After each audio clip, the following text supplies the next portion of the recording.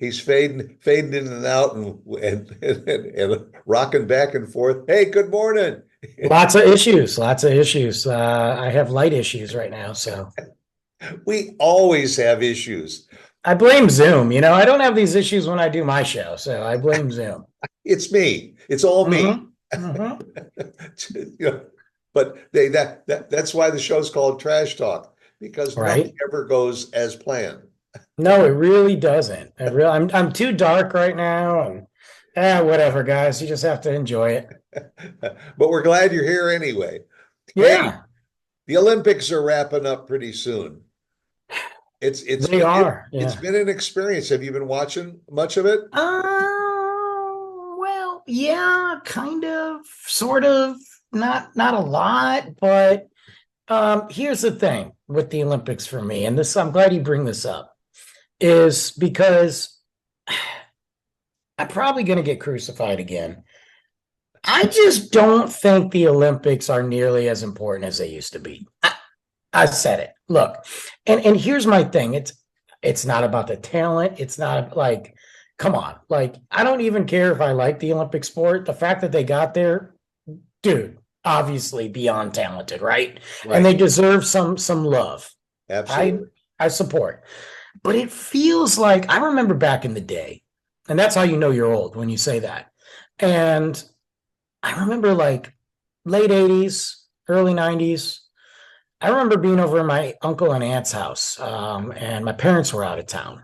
And it was me and my three cousins, and I would spend time there, for this had to be in the late 80s because usually I would just stay by myself if my parents were out of town when I was older. So, and I remember spending time there. We had a blast. I love hanging out with them.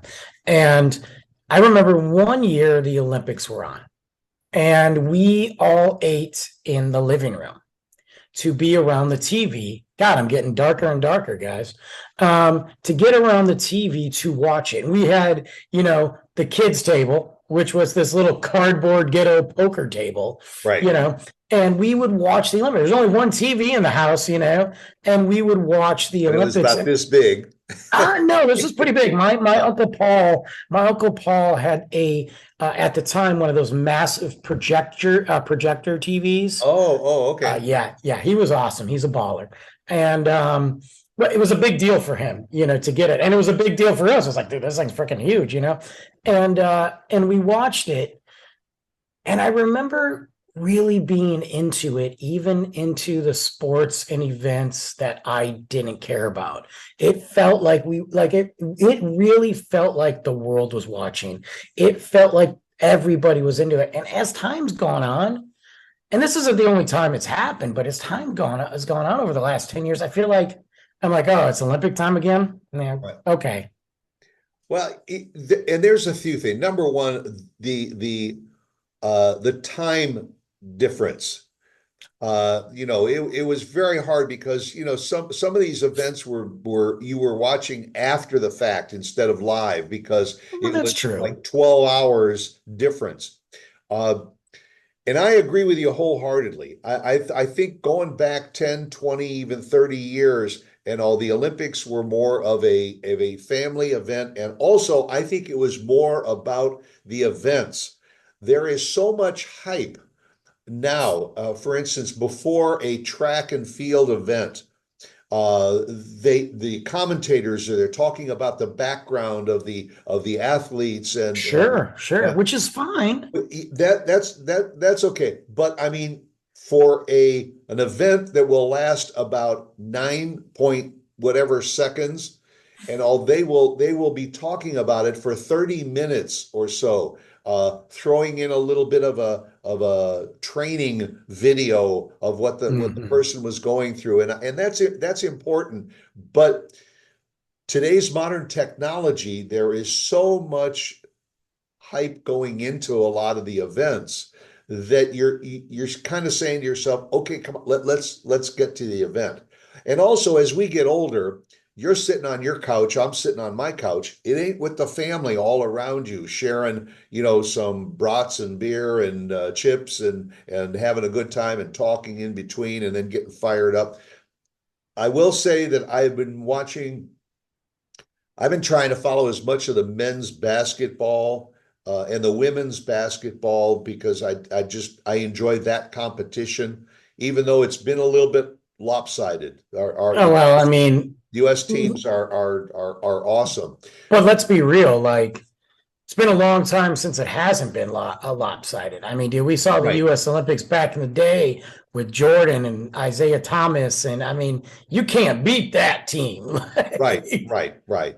And that's been very interesting. The track and field, I do enjoy some of the track and field Sure. events and all. What was interesting is, and you mentioned it earlier, is that you find yourself watching some events that you might not normally watch. And I, that's actually, yeah, that's kind of been like the fun part of the Olympics, to be right, honest. right. I, for some reason, I got hooked on some of the equestrian events, this Interesting. cross-country equestrian events, watching these horses and riders jumping these hurdles and all. It was beautiful to watch and something that I normally don't see.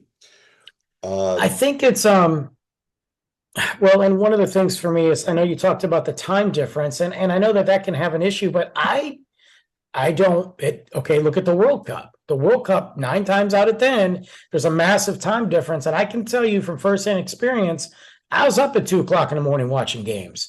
I was up at 6 a.m. watching games. Like, I made the effort for that. And maybe that's yeah, just because that's my sport. That's what I really enjoy. right. Whereas this, I'm kind of like, and everybody talks about the opening ceremonies. I gotta be honest with you. The last few opening ceremonies have been kind of for me, and I'm not going to get into the debate of, oh, this depicted the Last Supper. Look, I'm not. That's not even what I'm talking about. Personally, and I don't care. Like, I know all the experts out there on social media and all the couch experts. I watched the opening, the whole like Papa Smurf naked man sitting in a cornucopia of God knows what. I understand allegedly what they were trying to do. I Yeah, just wasn't exciting. Forget being offended. I just didn't care. Now, I will say this. I'm going to give 2 shout outs. One, okay, I am not a Celine Dion fan. I am not. I don't care about her. However, seeing her come back, epic. Epic. I, Nothing but hats off. I'm clapping for it. that Okay. that was awesome. And Lady Gaga singing Imagine. Uh, Pretty good. But the biggest one for me, and I'm going to forget the band, is the French heavy metal band crushing it. Like, everything about what they did, where they had Marie Antoinette start off, they had all the Marie Antoinette like headless right, there, and right. people don't realize the historical. That's where she was put in prison. That's where she like.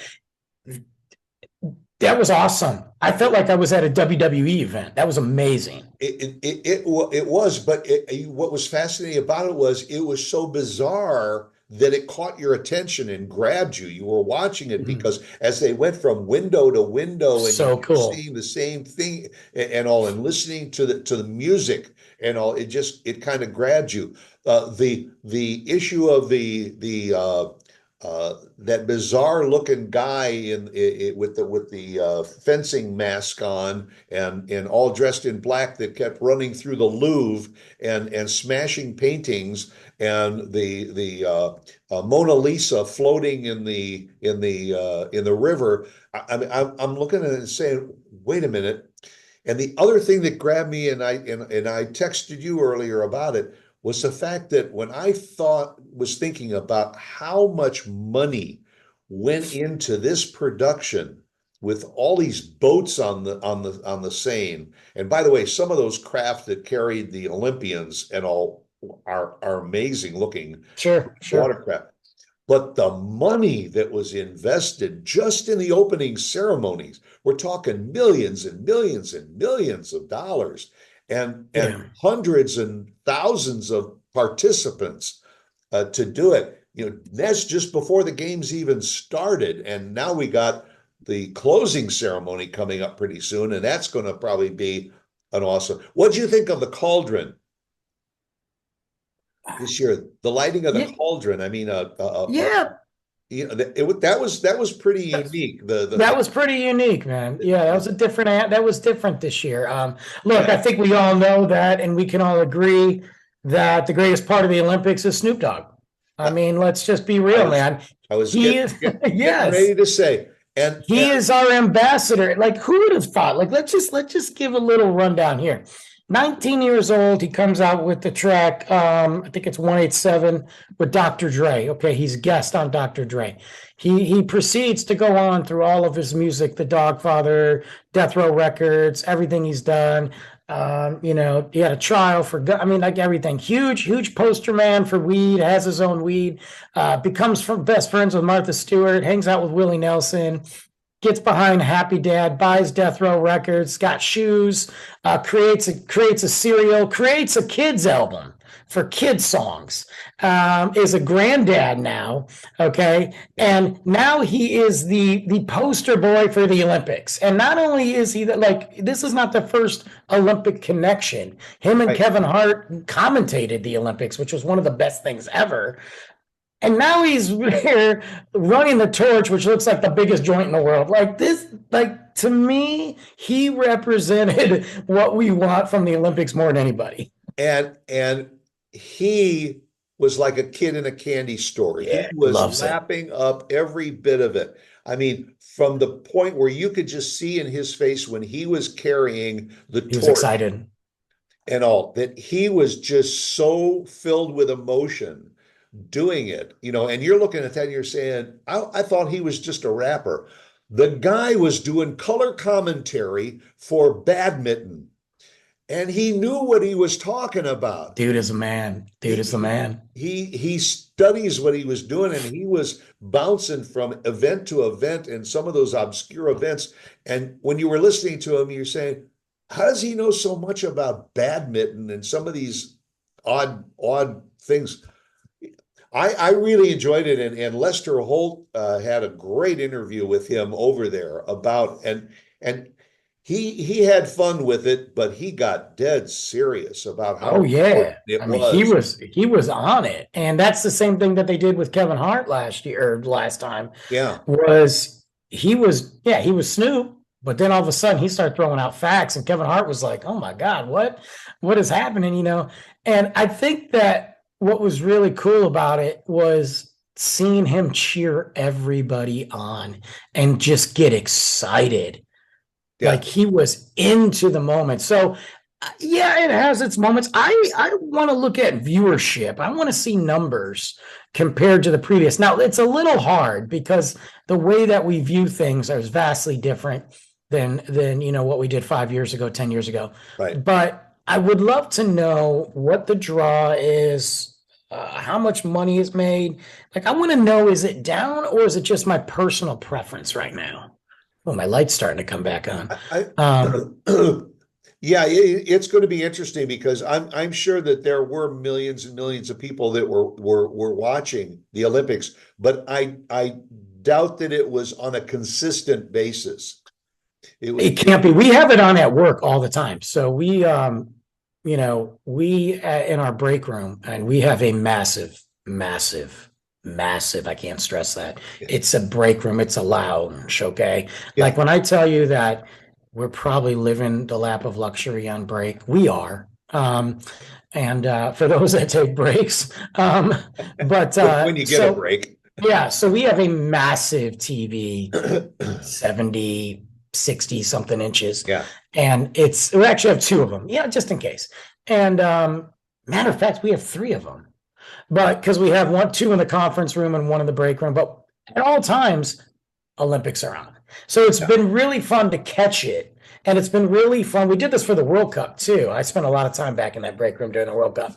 But it was really cool to see like everybody, staff-wise, management, walk by and stop at certain moments. 5, 6, 7, 10 people watching and being like, oh crap, all right, we gotta go. So that was, those are the kind of cool moments. And I think Luke finally watched a little bit of it. The swimming. Yes. He said it was really super cool. And because I've tried with him a couple of times and he's like, nah, even the soccer he has, but let's be real. I mean, we're not trying to watch American soccer, guys. Look, we suck. We're not, the World Cup's coming to Dallas, and the US will be lucky to be even in it. So I'm sorry. And people ask me why. Why we get our butts kicked by Morocco? Well, Morocco's put together a pretty solid team, number one. Number two, we are still so far behind. I don't care what anybody says. Yes, we've had the talent. We've had coaching issues, but we are so far behind that we are just not able to compete on that stage. Someone's going to disagree with me, but prove me wrong. Well, Prove me wrong. but it is a big sport here in America, but it is not elevated to the level that it is in Europe. It's not. And South I mean, America. no, it's not. It's not. And even the talent that we have, I mean, look at the guys we have. Most of those guys either A, haven't played on a European league, or B, they have. Yeah. And then they come back to a bunch of guys that have worked their way up through the MLS.